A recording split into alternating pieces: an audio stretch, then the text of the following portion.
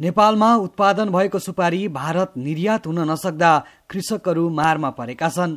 संसदीय समितिबाट DNA परीक्षणको हलो अड्काएपछि नेपाली सुपारी निर्यातमा समस्या भएको देखिन्छ। जनताको मत लिएर निर्वाचित संसदहरूको विषयगत समितिबाट सुपारीको DNA परीक्षणको बहाना बनाएर समस्या खडा गरिएको छ। नेपाल सुपारी खेती विकास संस्थालाई नेपाली किसानको हितमा रहोस् भनी काम गर्न 2049 सालबाट सुरु गरेका हौं।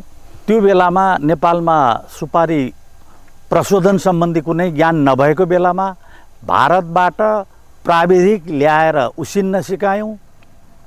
कलिलो सुपारीहरू जो बुढाबुढीसम्मले खान सकुन् भन्ने उद्देश्यले क्रमागत रूपमा आउँदै जाँदा हामीले चाहिँ सुपारी खेती विकास संस्थाले हप्ताको 2 ट्रक निर्यात गर्ने नेपाल सरकारबाट अनुमति लिएर 2 ट्रक सिफारिस गर्दै आयौं।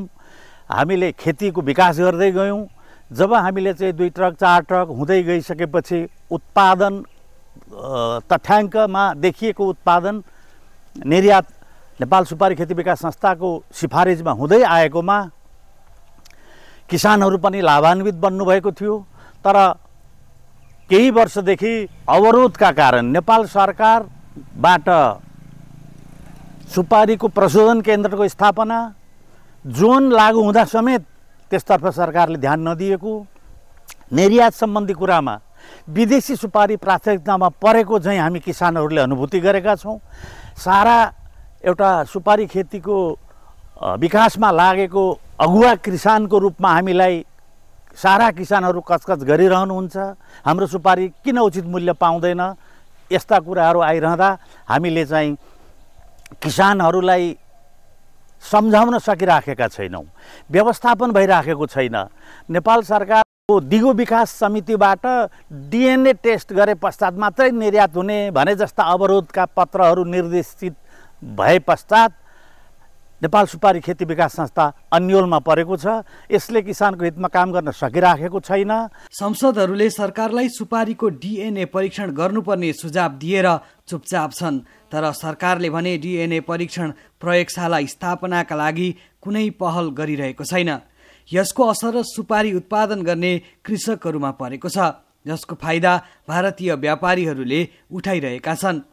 सरकारले कानुनी रूपमा निकासी बन्द गरे पनि नेपालमा उत्पादन भएको सुपारी भारत निर्यात हुन भने रोकिएको छैन, जसले गर्दा राज्यले सुपारी उत्पादनबाट प्राप्त गर्ने राजस्व पनि गुमाइरहेको छ। समस्या देखाएर समाधान गर्न असक्षम सरकारले कृषकको पेटमा लात मारेको आभास भएको छ। यति बेला हामीले यहाँ चाहिँ प्रशोधनको क्षेत्र नभएको हुनाले, प्रशोधन गर्ने कार्य नभएको हुनाले गर्दाखेरि योभन्दा अगाडि सबै भारतका व्यापारीहरू आएर यहाँबाट चाहिँ सुपारी उठाएर लैजाने गर्थ्यो। अब क्रमशः त्यसले गर्दा हामीले दाम पनि कम पाउने, उनीहरूको मूल्यमा हामीले बेच्नुपर्ने बाध्यात्मक अवस्थाहरू त्यतिबेला सिर्जना भएको थियो।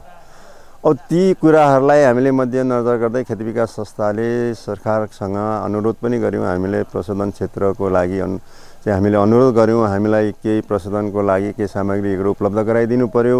किसानहरू मारमा परेका छन्। यदि हामीले उत्पादन गरेका, किसानले उत्पादन गरेका सुपारीहरूलाई आफै प्रशोधन गरेर बेच्न सकेको खण्डमा उचित मूल्य किसानले पाउन सक्नेछ भनेर हामीले अनुरोध गर्यौं।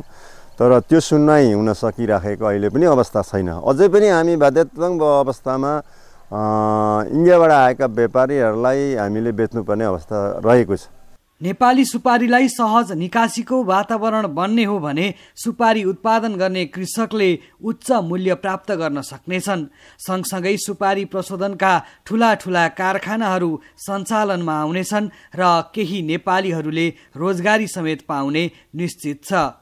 नेपालमा सुपारी नफल्ने, अन्य मुलुकबाट सुपारी आयात गरेर भारत निकासी हुने भन्ने बुझाइरहेका जननिर्वाचित संसदहरूलाई एकपटक झापा आएर सुपारी बगान अवलोकन गर्नका लागि झापाका कृषकहरूले आग्रह गरेका छन्। नेपालमा सुपारी उत्पादनको उद्गम थलोका रूपमा झापा जिल्ला नै रहेको छ।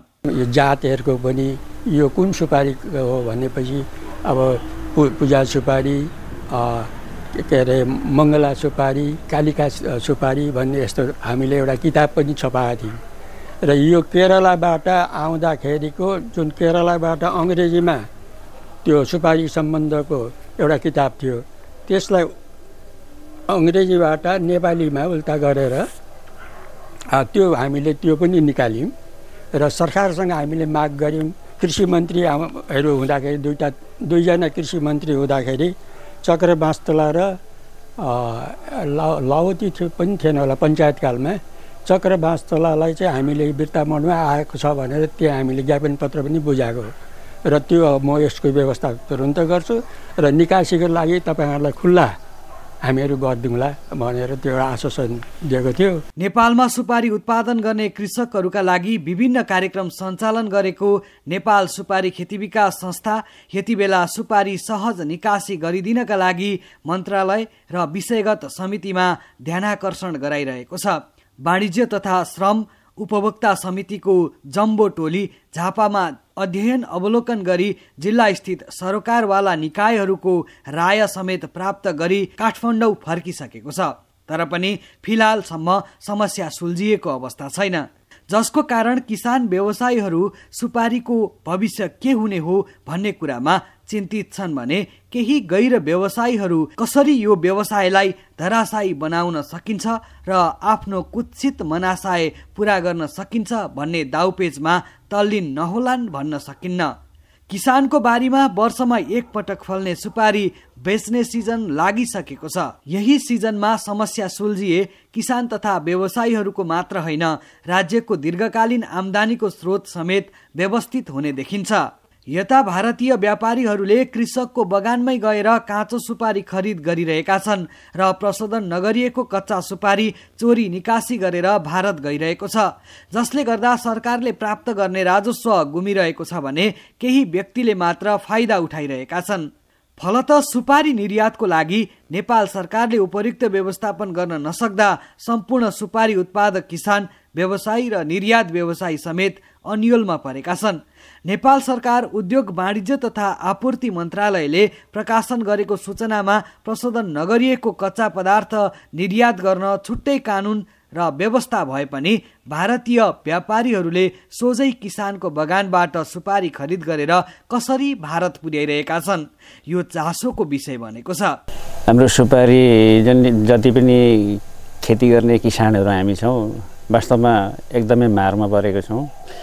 भनेको समयमा सही मूल्यमा हामीले कहिले पनि त्यसको उचित मूल्य पाउन सकेनौँ। जब सुपारी टिप्ने सिजन भयो खालि विदेशीहरू मात्रै आउँछ, नेपालीहरूबाट पनि अहिले त सुपारीको मूल्य नै छैन, भाउ नै छैन मात्रै भन्ने भन्छ। झापा जिल्लामा प्रधानमन्त्री कृषि आधुनिकीकरण परियोजना सुपारी जोन लागू भएको 7 वर्ष भइसकेको छ। अब सुपारी खेतीका लागि सुपर जोन कार्यक्रम लागू गर्नुपर्ने अवस्थामा सुपारी खेतीको उपयुक्त व्यवस्थापनतर्फ समेत नेपाल सरकारको ध्यानाकर्षण हुन सकिरहेको पाइँदैन।